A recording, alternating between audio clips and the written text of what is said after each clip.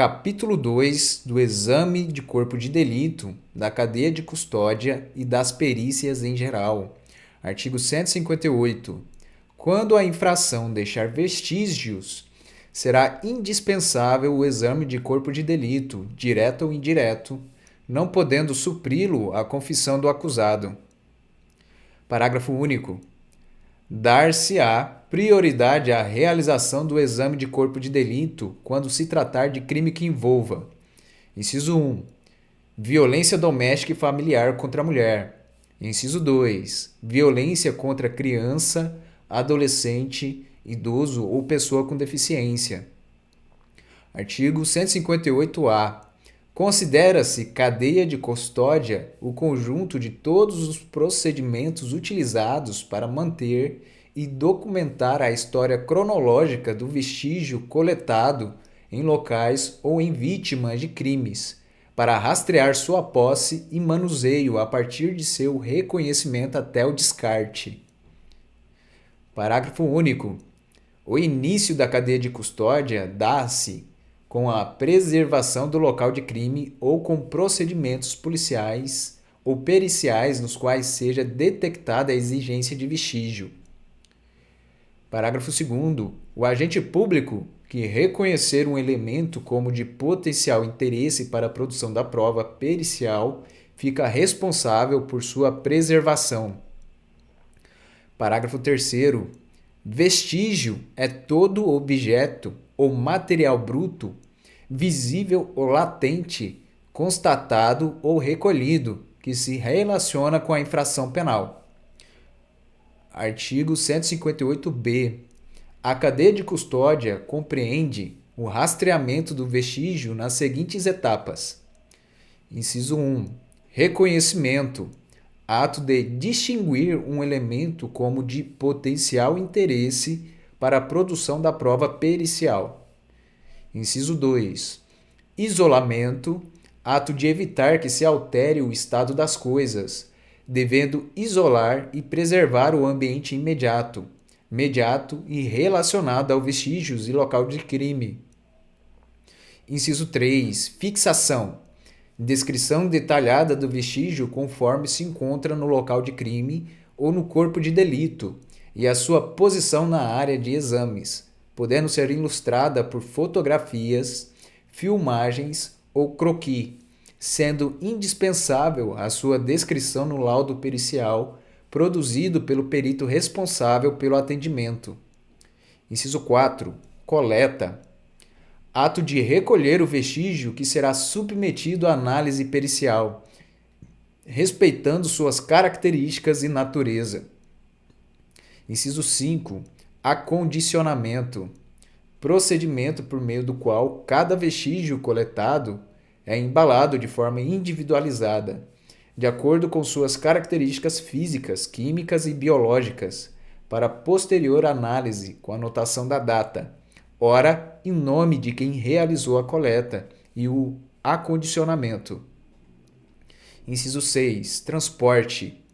Ato de transferir o vestígio de um local para o outro, utilizando as condições adequadas, embalagens, veículos, temperatura, entre outras, de modo a garantir a manutenção de suas características originais, bem como o controle de sua posse.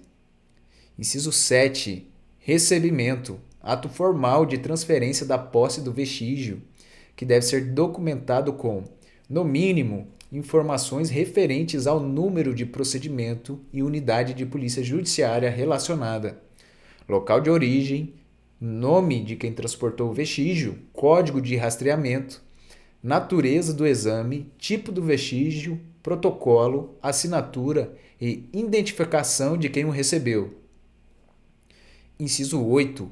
Processamento.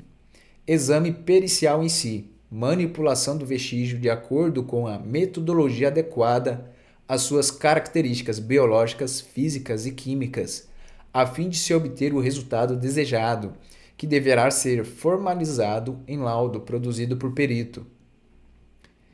Inciso 9. Armazenamento. Procedimento referente à guarda, em condições adequadas, do material a ser processado, guardado para realização de contraperícia, descartado ou transportado, com vinculação ao número do laudo correspondente. Inciso 10. Descarte. Procedimento referente à liberação do vestígio respeitando a legislação vigente e, quando pertinente, mediante autorização judicial. Artigo 158-C. A coleta dos vestígios deverá ser realizada preferencialmente por perito oficial, que dará o encaminhamento necessário para a central de custódia, mesmo quando for necessária a realização de exames complementares. Parágrafo 1º. Todos os vestígios coletados no decurso do inquérito ou processo devem ser tratados como descrito nesta lei, ficando o órgão central de perícia oficial de natureza criminal responsável por detalhar a forma do seu cumprimento. Parágrafo 2º.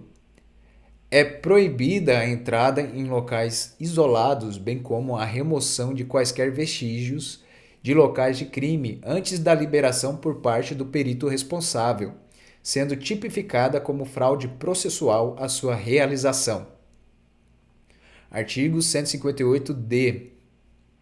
O recipiente para acondicionamento do vestígio será determinado pela natureza do material. Parágrafo 1º.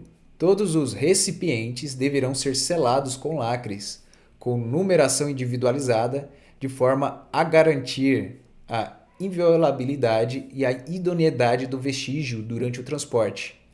Parágrafo 2º. O recipiente deverá individualizar o vestígio, preservar suas características, impedir contaminação e vazamento, ter grau de resistência adequado e espaço para registro de informações sobre seu conteúdo. Parágrafo 3º. O recipiente só poderá ser aberto pelo perito que vai proceder à análise e motivadamente por pessoa autorizada. Parágrafo 4º. Após cada rompimento de lacre, deve-se fazer constar na ficha de acompanhamento de vestígio o nome e a matrícula do responsável, a data, o local, a finalidade, bem como as informações referentes ao novo lacre utilizado. Parágrafo 5º. O lacre rompido deverá ser acondicionado no interior do novo recipiente. Artigo 158-E.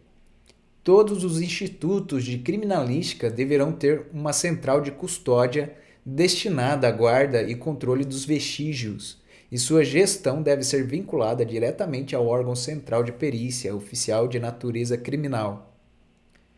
Parágrafo 1º. Toda central de custódia deve possuir os serviços de protocolo, com local para conferência, recepção, devolução de materiais e documentos, possibilitando a seleção, a classificação e a distribuição de materiais, devendo ser um espaço seguro e apresentar condições ambientais que não interfiram nas características do vestígio.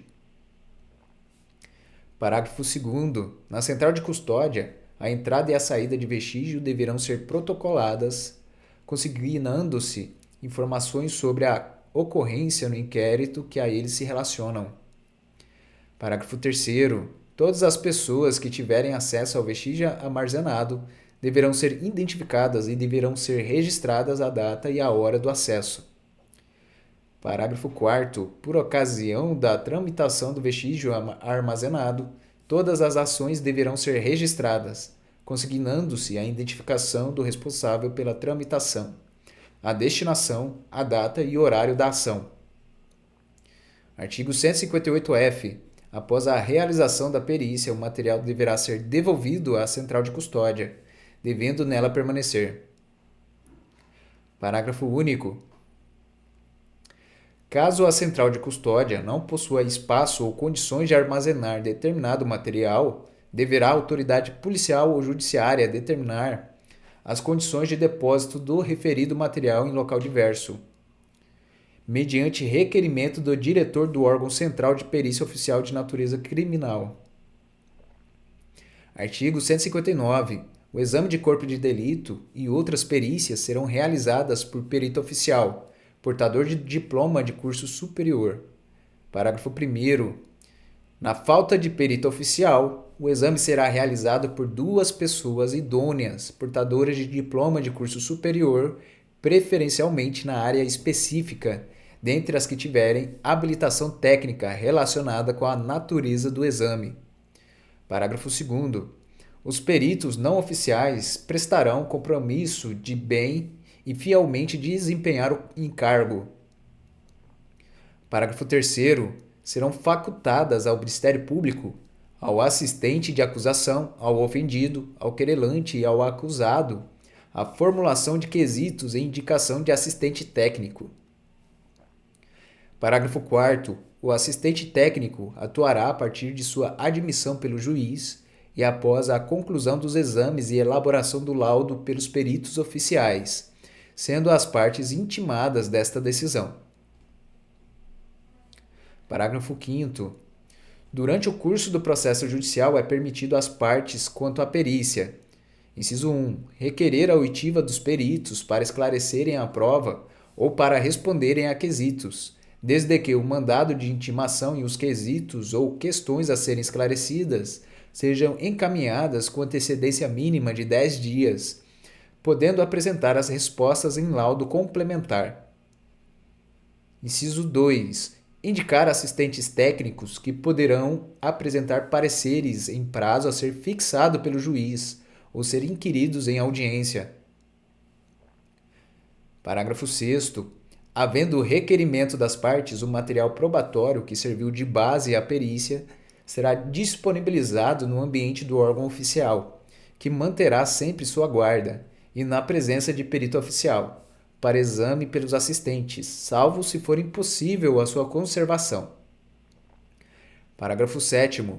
Tratando-se de perícia complexa que abranja mais de uma área de conhecimento especializado, poder-se-á designar a atuação de mais de um perito oficial e a parte indicar mais de um assistente técnico. Artigo 160. Os peritos elaborarão o laudo pericial, onde descreverão minuciosamente o que examinarem e responderão aos quesitos formulados. Parágrafo único. O laudo pericial será elaborado no prazo máximo de 10 dias, podendo este prazo ser prorrogado, em casos excepcionais, a requerimento dos peritos. Artigo 161. O exame de corpo de delito poderá ser feito em qualquer dia e a qualquer hora. Artigo 162. A autópsia será feita pelo menos 6 horas depois do óbito, salvo se os peritos, pela evidência dos sinais de morte, julgarem que possa ser feita antes daquele prazo, o que declararão no auto. Parágrafo único. Nos casos de morte violenta, bastará um simples exame externo do cadáver, quando não houver infração penal que apurar, ou quando as lesões externas permitirem precisar a causa da morte e não houver necessidade de exame interno para a verificação de alguma circunstância relevante. Artigo 163. Em caso de exumação para exame cadavérico, a autoridade providenciará para que, em dia e hora previamente marcados, se realize a diligência, da qual se lavrará auto circunstanciado. Parágrafo único. O administrador de cemitério público ou particular indicará o lugar da sepultura, sob pena de desobediência, no caso de recusa ou de falta de quem indique a sepultura ou de encontrar-se o cadáver em lugar não destinado a inumações. A autoridade procederá às pesquisas necessárias, o que tudo constará do auto. Artigo 164. Os cadáveres serão sempre fotografados na posição em que forem encontrados, bem como, na medida do possível, todas as lesões externas e vestígios deixados no local do crime. Artigo 165. Para representar as lesões encontradas no cadáver, os peritos, quando possível, juntarão ao laudo do exame provas fotográficas, esquemas ou desenhos devidamente rubricados. Artigo 166. Havendo dúvida sobre a identidade do cadáver exumado, proceder-se-á ao reconhecimento pelo Instituto de Identificação e Estatística, ou repartição congênere, ou pela inquirição de testemunhas, lavrando-se auto de reconhecimento e de identidade, no qual se descreverá o cadáver, com todos os sinais e indicações. Parágrafo único. Em qualquer caso, serão arrecadados e autenticados todos os objetos encontrados, que possam ser úteis para a identificação do cadáver. Artigo 167. Não sendo possível o exame de acordo de corpo de delito, por haverem desaparecido os vestígios, a prova testemunhal poderá suprir-lhe a falta. Artigo 168. Em caso de lesões corporais, se o primeiro exame pericial tiver sido incompleto, proceder-se-á a exame complementar por determinação da autoridade policial ou judiciária, de ofício, ou a requerimento do Ministério Público, do ofendido ou do acusado, ou de seu defensor. Parágrafo 1º. No exame complementar, os peritos terão presente o auto de corpo de delito, a fim de suprir-lhe a deficiência ou retificá-lo.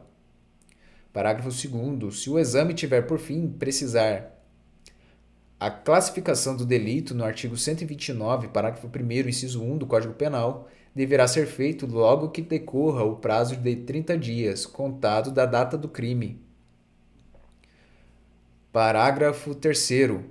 A falta de exame complementar poderá ser suprida pela prova testemunhal. Artigo 169. Para o efeito de exame do local onde houver sido praticada a infração, a autoridade providenciará imediatamente para que não se altere o estado das coisas até a chegada dos peritos, que poderão instruir seus laudos com fotografias, desenhos ou esquemas elucidativos. Parágrafo único. Os peritos registrarão no laudo as alterações do estado das coisas e discutirão no relatório as consequências dessas alterações na dinâmica dos fatos. Artigo 170. Nas perícias de laboratório, os peritos guardarão material suficiente para a eventualidade de nova perícia. Sempre que conveniente, os laudos serão ilustrados com provas fotográficas ou microfotográficas, desenhos ou esquemas. Artigo 171.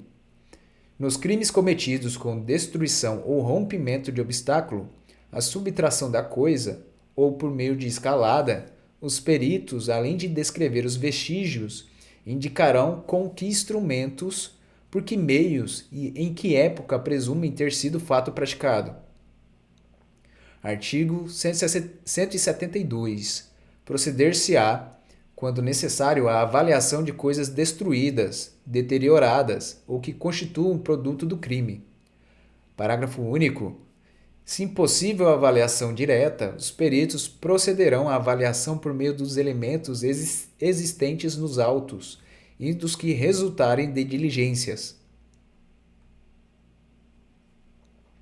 Artigo 173. No caso de incêndio, os peritos verificarão a causa e o lugar em que houver começado, o perigo que dele tiver resultado para a vida ou para o patrimônio alheio, a extensão do dano e o seu valor e as demais circunstâncias que interessarem a elucidação do fato.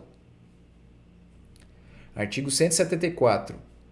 No exame para reconhecimento de escritos, por comparação de letra, observar-se-á o seguinte.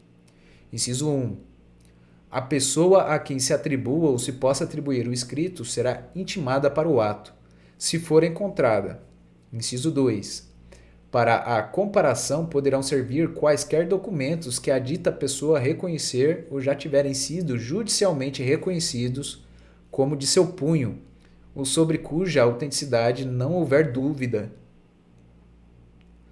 Inciso 3. A autoridade, quando necessário, requisitará para o exame os documentos que existirem em arquivos ou estabelecimentos públicos, ou nestes realizará diligência, se daí não puderem ser retirados. Inciso 4. Quando não houver escritos para comparação ou forem insuficientes, os exibidos, a autoridade mandará que a pessoa escreva o que lhe for ditado. Se estiver ausente a pessoa, mas em lugar certo, Esta última diligência poderá ser feita por precatória, em que se consignaram as palavras que a pessoa será intimada a descrever. Artigo 175. Serão sujeitos a exame os instrumentos empregados para a prática da infração, a fim de se lhes verificar a natureza e a eficiência. Artigo 176. A autoridade e as partes poderão formular quesitos até o ato da diligência. Artigo 177. No exame por precatória, a nomeação dos peritos far-se-á no juízo de precado, havendo, porém, no caso de ação privada, acordo das partes, essa nomeação poderá ser feita pelo juiz deprecante. Parágrafo único. Os quesitos do juiz e das partes serão transcritos na precatória. Artigo 178. No caso do artigo 159, o exame será requisitado pela autoridade ao diretor da repartição, juntando-se ao processo o laudo assinado pelos peritos. Artigo 179. No caso do parágrafo 1º do artigo 159, o escrivão lavrará o auto respectivo, que será assinado pelos peritos e, se presente ao exame, também pela autoridade. Parágrafo único. No caso do artigo 160, parágrafo único, o laudo que poderá ser datilografado será subscrito e rubricado em suas folhas por todos os peritos.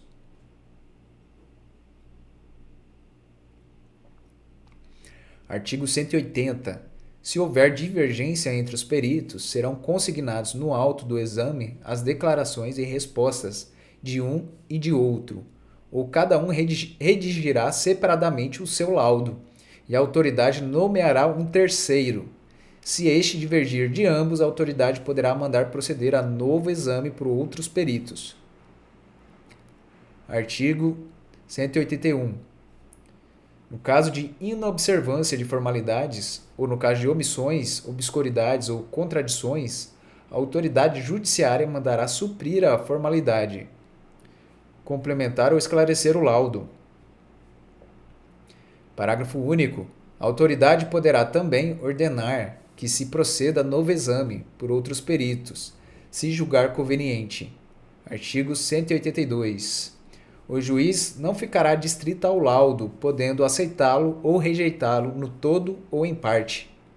Artigo 183. Nos crimes em que não couber ação pública, observar-se-á o disposto no artigo 19. Artigo 184. Salvo o caso de exame de corpo de delito, o juiz ou a autoridade policial negará a perícia requerida pelas partes, quando não for necessária ao esclarecimento da verdade.